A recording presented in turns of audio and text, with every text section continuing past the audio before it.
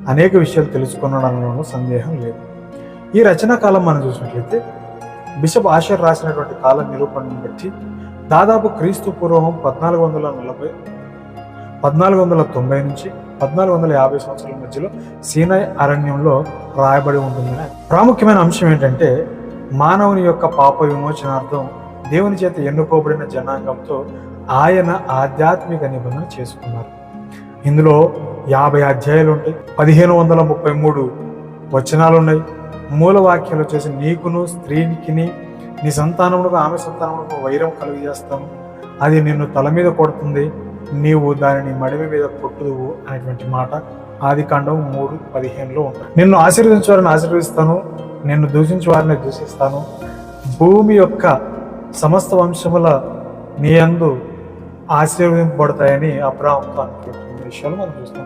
12:3 ముఖ్య అధ్యాయం వచ్చేసి ఇందులోన 15వ అధ్యాయం ముఖ్యమైనది. అబ్రహాముకు దేవుడు ఇచ్చినటువంటి వాగ్దానాలు ఇందులో ఉన్నాయి. దర్శనం అనే పదం బైబిల్లో 100 సార్లు రాయబడింది. దర్శనం అనే పదం మొదటిగా ఆదికాండంలోనే కనిపిస్తుంది.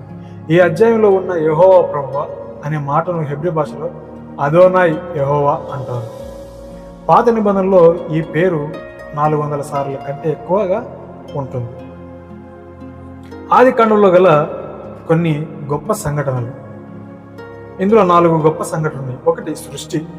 దేవుడు వస్తువు, కాలము, శక్తి, అంతరిక్షం మొదలైనటువంటి వాటి సార్వభౌమాధికారి అయిన సృష్టికర్త, సర్వాధికారం గల దేవుడు, సర్వసృష్టికి ఉన్నతమైనటువంటి సృష్టికర్త.